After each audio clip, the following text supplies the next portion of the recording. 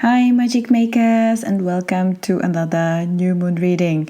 Today's new moon is in Scorpio and it's on the 28th of October 2019, at least here by the antipodes. And as always, we will have a look at what's good to let go of with this new lunar cycle, what's good to let in on the other hand, and which card is going to help us with this on the practical level. So if you've seen last new moon reading, this one is kind of a follow-up for that. At least that's the way I see it, because it's a really nice bridge to like what's next. Because last month we were talking about not pushing too much and not struggling through things and trying to bend everything the way you wish it would be, but rather letting go and cherishing and enjoying everything that you already have and everything that you have already created. And this month, the letting go card is the first one, and it's 5 of Wands. Now, Wands are always about actions and doings. So it's a very active suit in tarot, and both of the cards in today's reading are Wands. So next month, taking action is going to be a big topic. So the first card, the 5 of Wands, you can see a whole bunch of dogs or foxes or whatever that is playing, kind of. It can look like they're playing because the card is very colorful and playful, very lively. But since we've got it on a negative position of letting go here, and also the usual interpretation of this card is conflict, that's what I see, or what I think the message actually is, okay? So it's not as much like very explicit, dangerous conflict in terms of fighting with somebody or something like that, but what I kind of feel from the card is actually this playfully looking conflict, or like a conflict that's painted pink, if you know what I mean. And that can be, for example, internal conflicts of different kinds. So let's say us, especially as women, we kind of have all these different ideas and feelings, needs and wants, even in a single day, moreover, over, a longer time span. So this card is chaotic, and that's what we need to let go of the upcoming month. So the internal chaos of not knowing what I actually want, what I actually need, what my goals actually are. And it will all be about getting focused and clear on some priorities that you really want to put all your effort into. The conflict card is all about letting you know that what looks harmless, and probably is in many ways harmless, like these internal conflicts in terms of, oh, do I feel like ice cream, or do I feel like whatever veggies right now, can actually become very tiring over time, because you can feel like changing your mind and having so many options gives you freedom, and it probably does into a certain level, but then it becomes very exhausting and tiring because it is constant chaos. So if I take it out from the internal conflict to the outside world, what this can look like can be, for example, conflicting projects or even relationships, or, like the obvious example would be you are in a workplace and instead of actually cooperating with your colleagues, you are competing with one another. And again, this doesn't have to be super explicit, like, you are like actually after each other.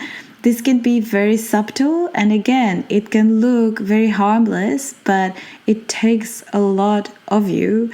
And this card is all about letting you know that you should look deeper into relationships, projects, stuff that's going on within you and examine whether there's any conflict of interest, whether there's something that is just very tiring for you. And it might be very well because the reality is you are not actually cooperating, you are actually not playing together, but it's all been just one covert zero-sum game where there will be winners but inevitably also losers, and you don't want to be one. Now, as usual, the solution is not to pretend there's no conflict anywhere or trying to, shut down your internal feelings and some of the needs and wants you have because you would prioritize others. It's more about finding some common ground. So again, if I go back to the example of having conflicting visions, dreams, needs, or wants, try to dig deeper and see what's underneath all of them, because even though they're conflicting, there will probably be something that connects them all. One connecting kind of a essential need that this is all about, right? And that brings me to the second card, which is the letting in card, where we have Four of Wands. And funnily enough, that's a card that comes right before Five of Wands in Tarot.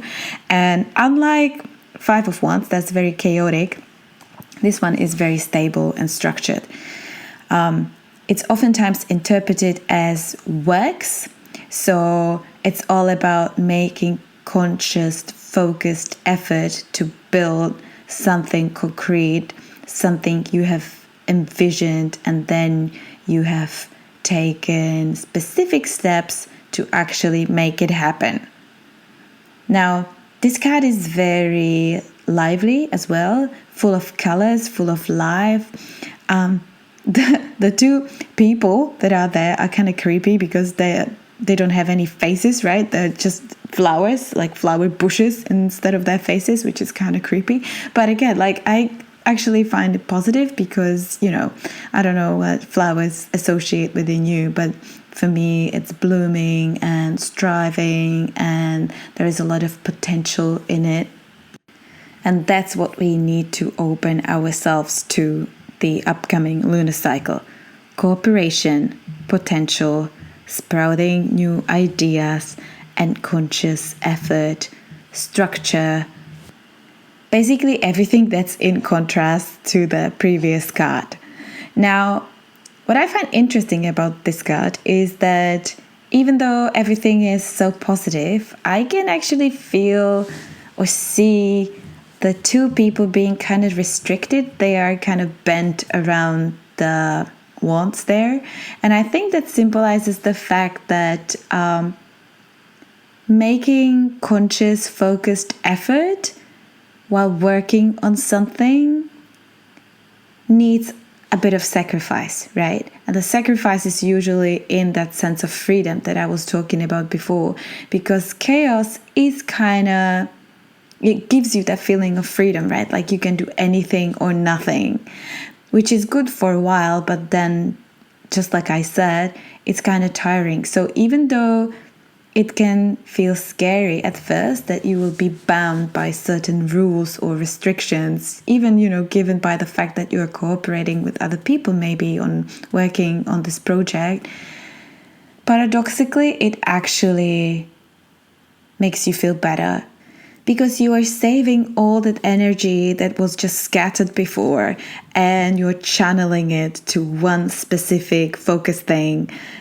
And so once you have one stronger stream of energy, you don't actually need that much of it anymore. You need much less of it than you did before when you were all over the place, right?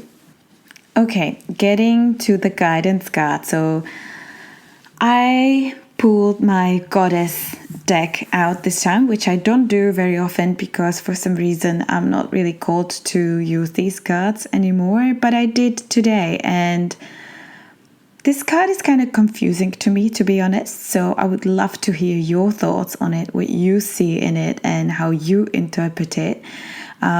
Because this is the snake goddess, and she symbolizes birth, death, and transformation. What I see in there is personal strength and empowerment, which I find relevant to the rest of the reading. It's basically the card is telling us that, you can do this. If you put your mind to it, you can do anything you want. You are the creator of your life. At the same time, there is a lot going on the card. And I feel like, at least for me, that symbolizes the fact that it's just like life, right? There's always so much going on in the life, and it's kind of impossible to stay on top of everything at the same time. Also to try to control everything at the same time.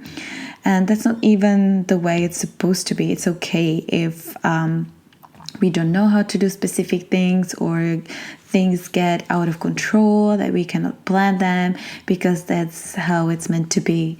And in terms of birth and rebirth and transformation and death, I think that connects back to the Five of Wands, meaning letting go of that fear of losing freedom or whatever that is. It can also be like finding excuses, because chaos is really convenient for not committing to things, right? You might be too scared to commit to one thing, because then it means you could also fail. And so you rather stay in this space of like investing your energy into so many different ideas and never really wanting and never really knowing which one to stick with. And then you have an excuse. You have an excuse in terms of, oh, well, I don't actually know what I want to do, blah, blah, blah. And then you end up never doing anything, right? So it is scary to commit to something, because it means a potential failure. But that's okay. It's okay to be scared. And we kind of need to step out of our comfort zone this upcoming month and give it a go. So yeah. If I summarize the whole thing, so letting go of conflict, chaos, being scattered and all over the place, focusing on cooperation rather than competition. What to let in is the Four of Wands, which is stability, focused work, focused effort, structure, committing to something and actually going for it with practical, attainable steps out there in the actual world. And the guidance card is the Snake Goddess, which is reminding us of our personal power, but also of being humble towards the fact that we cannot control everything ever. And it's allowed not to know or, be able to plan everything. So I hope it made sense. As always, let me know what your thoughts and insights are. I would love to hear from you. And I'll speak to you next month. Bye.